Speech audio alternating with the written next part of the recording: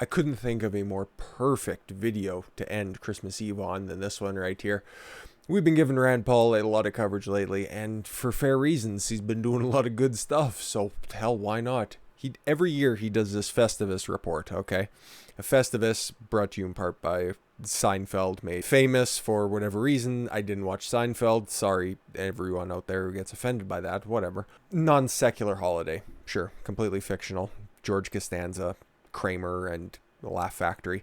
Everything that came out of Seinfeld, obviously. No, this is a big report that Rand Paul critiques every year and shows the heinous overspending of the United States government. And this year he was particularly saucy about it. Every year, Republican Senator Rand Paul, that's his dad, Rand Paul, releases his yearly Festivus list of grievances with congressional and federal spending, much of which goes into pork barrel projects and costs the U.S. taxpayer billions of dollars, and 2020 is no different. We just seen that in action with the National Defense Bill that Trump vetoed, and apparently things are supposed to get voted on Monday. And then, of course, the big 5,593-page COVID relief bill that was completely pork-barreled with so many fucking bizarre things like overseas funding and museums that won't even be open in for the foreseeable future. But that's not the point of this. This is about this Festivus report, and God love Rand Paul. I got a lot of problems with federal spending, Paul stated in his report, and now you're going to hear about it, and we certainly did. In addition to identifying the waste, Paul offers suggestions to how money can be better spent. Claremont Institute's Nick Short highlighted several particularly egregious expenses, including the Department of Defense potentially lost up to $715 million in equipment directed to Syrians fighting ISIS. The Department of Defense spent $174 million supplying drones to the Afghan National Army, which were lost. The Federal Aviation Administration spent over $19 million rebuilding a taxiway for airplanes on Nantucket Island, a posh summer vacation destination for America's rich and famous. Yes. Mismanagement of the Department of Veteran Affairs resulted in $3.5 billion in delinquent undelivered orders. Oh no, not the VA. That sucks. Researchers used funds from NIH grants totaling $31 million on a study that allegedly faked it to make it look like there was a connection between e-cigarettes and heart attacks. That was very early in the year, and I seem to remember that one. That kind of ended up with that push to make vapes seem like, oh my god, they're terrible, they're killing kids everywhere. Yeah, and then that just ended up being completely horseshit, and as it shows right here, $31 million was spent to make that or one of those corresponding studies happen. U.S. Agency for International Development in spending $37 million to help deal with truant Filipino youth. Once again, more useless overseas spending. Do you know how much all of this overspending, that's just some of the hilarious points. You know how much it ended up being? $54 billion, Paul calculated this year's grievances amount to be. He estimated that the government's wasteful expenditures cost each taxpayer around $10,000. But instead, Congress wanted to subsidize that or just do a straight trade across that'd give you a $600 check. We're going to go ahead and waste $54 billion. Sounds fair? Sounds fair. Other highlights included FEMA's expenditure of $10 million in unusable soda bottles. What? Instead of COVID test tubes. Oh my god. $4.5 million on an NIH study spraying alcoholic rats with bobcat urine. I seen that tweet and I didn't even know what to make of that because that just seems fucking bizarre at the best of times, but it required $4.5 million. And it was an NIH study, so you know that there was something scientific going on there. Sure, $3.4 million text-based outreach program to discourage teenage girls from indoor tanning. $3.4 million to do that. Listen, when shit gets back to normal, your boy's going to be as brown as a leather couch. Hopefully not as cracked, but at the same time, I do love me a good indoor tan. I prefer an outdoor tan, but I live in Grand Prairie. And you see the sun probably about 50 days of the year, and it doesn't like to stay out that long in the wintertime. So you got to get it where you can.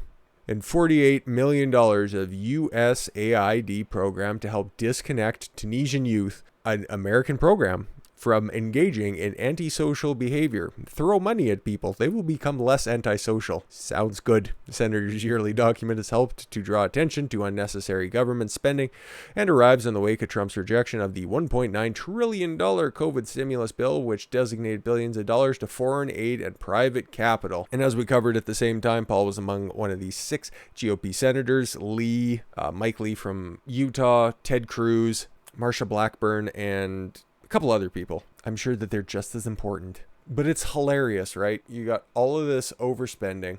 You got all of this spending on ridiculous causes. And Congress isn't going to do fuck all about it, okay? They're just going to continue to fill these budgets, and this report will be for naught. He's done this for years and years and years now at this point, and nothing's ever come of it. The budgets are still filled up, and the Department of Defense always gets what they want because, little secret, guys, the neocons and the neolibs out there, they just think that war is a license to print money. They don't actually give a shit about anybody. And that's the guy who's coming in, who's going to be in charge. He doesn't give a shit about anybody. And that's why I was so behind Trump vetoing the National Defense Activation Act. Is that what it was called? The National Defense Act for the year. Okay, he wanted to get rid of it because of there was no provision to get rid of or amend Section 230.